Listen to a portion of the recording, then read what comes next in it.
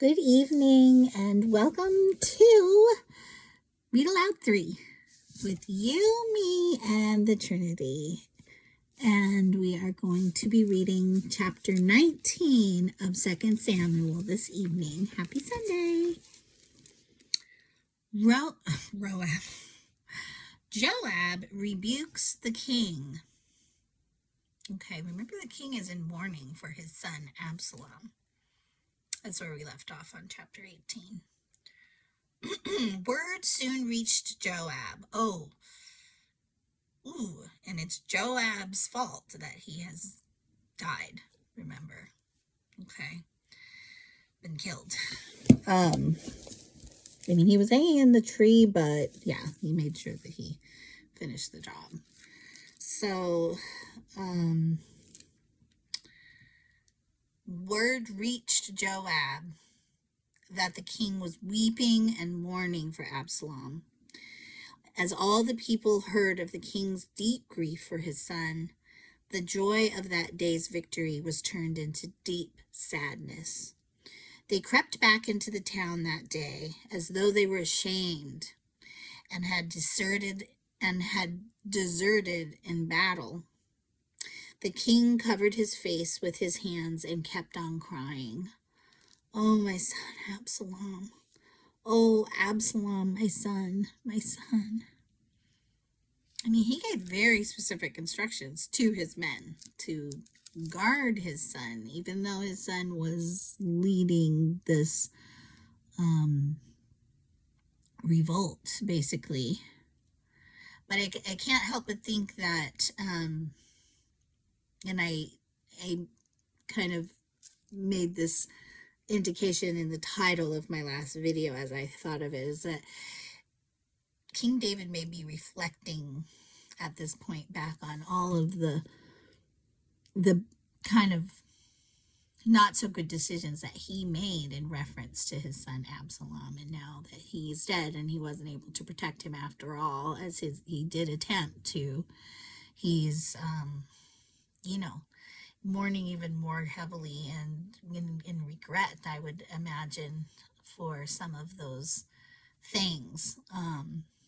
So that's my thinking. Then Joab went to the king's room and said to him, "We saved your life today and the lives of your sons, your daughters, and your wives and concubines. Yet you act like this, making us feel ashamed of ourselves." And Joab probably is ashamed of himself and should be, in my thinking. "You seem to love those who hate you and hate those who love you." I guess that's one way of seeing it. "You have made it clear today that your commanders and troops mean nothing to you. It seems that if Absalom had lived and all of us had died, you would be pleased." Well, taking this pretty personally, going on quite a rant, I have to say. "Now, go out there and congratulate your troops. For I swear by the Lord that if you don't go out, not a single one of them will remain here tonight. Then you will be worse off than ever before." He has some nerve. I was just saying. So the king went out and took his seat at the town gate. I guess that Joab felt that he was using his better judgment than what the king ordered. But the king's order is the king's order or not, right? Is he really on his side? Okay, so the king went out and took his seat at the town gate, and as the news spread throughout the town that he was there, everyone went to him. Meanwhile, the Israelites who had supported Absalom fled to their homes. And throughout all the tribes of Israel, there was much discussion and argument going on. The people were saying, "The king rescued us from our enemies and saved us from the Philistines, but Absalom chased him out of the country. Now Absalom, whom we appointed or anointed to rule over us, is dead." Why not ask David to come back and be our king again? It's a good idea. Then King David sent Zadok and Abiathar the priests to say to the elders of Judah, "Why are you the last ones to welcome back the king into his palace? For I have heard that all Israel is ready. You are my relatives, my own tribe, my own flesh and blood. So why are you the last ones to welcome back the king?" He's been having some pretty unrest in his family. And David told them to tell Amasa, "Since you are my own flesh and blood like Joab, may God strike me and even kill me if I do not appoint you as commander of my army in his place." Then Amasa convinced all the men of Judah, and they responded unanimously. They sent word to the king, "Return to us and bring back all who are with you." Okay, sounds like he's replacing Joab. I'm thinking is a good thing at this point. But Amasa, there's a reference to his name. Let's just see. As in Greek version, Hebrew reads he instead of Amasa. Okay. David's return to Jerusalem. So the king started back to Jerusalem, and when he arrived at the Jordan River, the people of Judah came to Gilgal to meet him and escort him across the river. Shimei, son of Gera, the man from Bahurim in Benjamin, hurried across with the men of Judah to welcome King David. 1,000 other men from the tribe of Benjamin were with him, including Ziba. Trying to remember what happened with Ziba, the chief servant of the house of Saul, and Ziba's 15 sons and 20 servants. Okay. Ziba and Mephibosheth had something to do, some turn of things in one of the last chapters, right? Remember, Mephibosheth was trying to gain the land, his father's land, back, rather than being loyal to David. That's what I remember. They crossed the shallows of the Jordan to bring the king's household across the river, helping him in every way they could. Okay. So this is Ziba and his 15 sons when they rushed to the Jordan to meet the king. David's mercy to Shimei. As the king was about to cross the river, Shimei fell down before him. "My lord the king, please forgive me," he pleaded. "Forget the terrible thing your servant did when you left Jerusalem. May the king put it out of his mind. I know how much I sinned. That is why I have come here today, the very first person in all Israel to greet my lord the king." Very first person.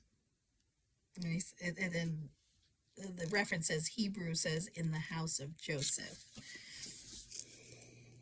Okay. Not remembering what specifically Shimei did, even though his name is also familiar. Waiting to hear about Mephibosheth. Then Abishai, son of Zeruiah, said, "Shimei should die, for he cursed the Lord's anointed king." Oh, he cursed him. He was cursing him along the way. I believe that was him. "Who asked your opinion, you sons of Zeruiah?" David exclaimed. "Why have you become my adversary today?" And the reference says persecutor. "This is not a day for execution, but for celebration. Today I am once again the king of Israel." Then, turning to Shimei, David vowed, "Your life will be spared." Quite merciful. David's kindness to Mephibosheth. I was wondering what's going to happen here. Now, Mephibosheth Saul's grandson, came down from Jerusalem to meet the king. He had not cared for his feet, trimmed his beard, or washed his clothes since the day the king left Jerusalem. Why is there a reference on the name Mephibosheth? I shouldn't be looking at all the references, I don't think, but Mephibosheth is another name for Merib Baal, which we read the last time. Okay. I'll try not to stop anymore. And then verse 25, why didn't you come with me, Mephibosheth? The king asked him. Mephibosheth replied, my lord the king, my servant Ziba deceived me. I told him, saddle my donkey so I can go with the king. Is that right? Okay, there's a reference. It says, as in Greek, Syriac, the Latin versions, Hebrew reads, I will saddle a donkey for myself. Okay. So it's very, in his story, proactive to try to go with the king. But from what we read, he was like, I'm staying here, according to Ziba, so that he could get the city, he could get the land back, Saul's land back. I think that was maybe in Ziba's words. Mephibosheth replied, my lord the king, my servant, we already read that, sorry. For as you know, I am crippled. Ziba has slandered me by saying that I refused to come. Okay. Starting to make more sense. Not sure why Ziba did that. But I know that my lord the king is like an angel of God. So do what you think is best. All my relatives and I could expect only death from you, my lord. But instead, you have honored me by allowing me to eat at your own table. See, that's what I thought. I was like, Mephibosheth is going to be loyal to King David through whatever. What more can I ask? You've said enough, David replied. I've decided that you and Ziba will divide your land equally between you. Wow, that's some grace for Ziba. If that is in fact true, that he was, for some reason, not, slandering Mephibosheth. Okay. Give him all of it, Mephibosheth said. I'm content just to have you safely back again, my lord, the king. I think that shows some sincerity. David's kindness to Barzillai. Barzillai of Gilead had come down from Rogelim to escort the king across the Jordan. He was very old, about 80, and very wealthy. He was the one who had provided food for the king during his stay in Mahanaim. Come across with me and live in Jerusalem, the king said to Barzillai. I will take care of you there. No, he replied. I am far too old to go with the king to Jerusalem. I'm 80 years old today. It's my birthday. And I can no longer enjoy anything. Oh, that's so sad. Food and wine are no longer tasty. And I cannot hear the singers as they sing. I kind of feel like I remember my father close to the time that he passed feeling like that. Like there wasn't a lot that was, satisfying. Okay, let's see. I would only be a burden to the Lord my king. Just go across the Jordan River with the king. Just go across the Jordan River with the king is all the... just to go across the Jordan River with the king is all the honor I need. Okay, so now we're seeing the true love and loyalty expressed to David that I would expect from some of his, from some who he has also shown that loyalty to. Then let me return again to die in my own town where my father and mother are buried. But here is your servant, my son, Kimham. Let him go with my lord the king and receive whatever you want to give him. Good, the king agreed. Kimham will go with me, and I will help him in any way you would like.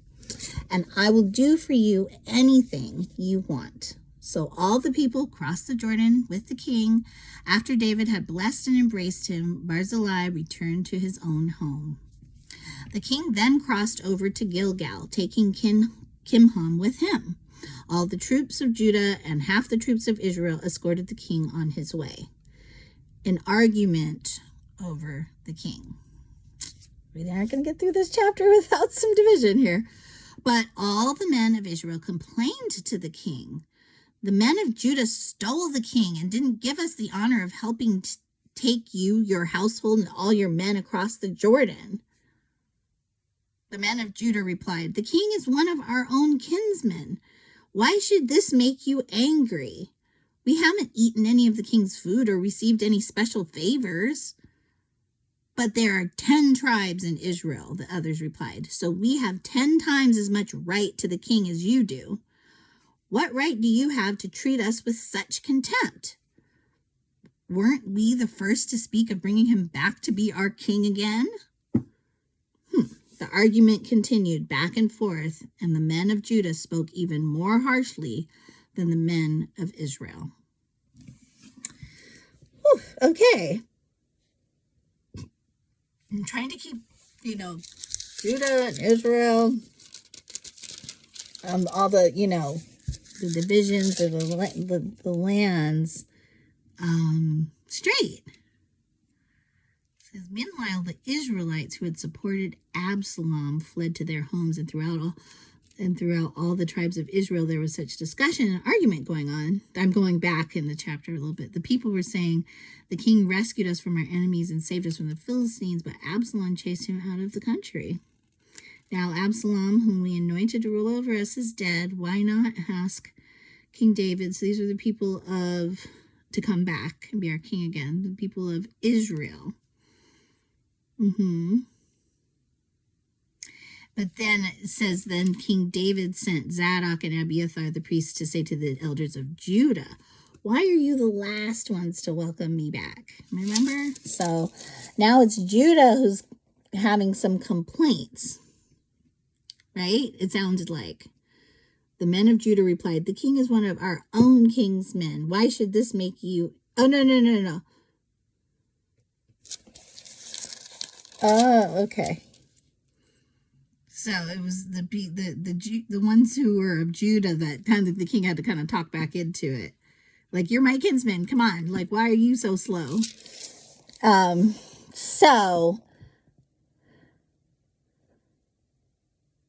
Okay. So, but there are 10 tribes in Israel, the others replied. The men of Judah replied, the king is one of our own kinsmen. Why should this make you angry? That, we're his family. I think that's what they're saying. And then they said, what right do you have to treat us with such contempt? But there are 10 tribes in Israel, the others replied. Okay, Judah's just one of them. And it seems that he's favoring his family now. I think that's what it is. And then he says, what right do you have to treat us with contempt? The argument continued. And then it says, weren't we the first to speak of bringing him back? So, Israel, the other tribes, not Judah. So that is an interesting argument.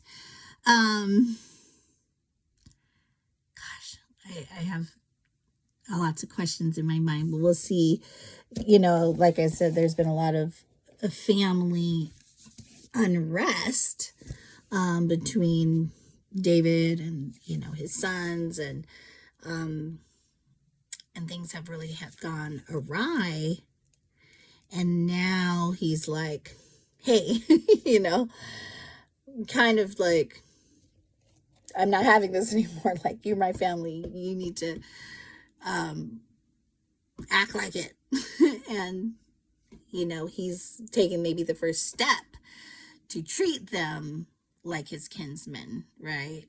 And now Israel's saying, hey, they weren't loyal to you the way we were, so why are you showing them favor? I that's in a nutshell, I think, what I'm getting here. Let's see where things go with that. If you have any comments, please do make them below. And I look forward to seeing you tomorrow. Have a good Sunday evening. Good night.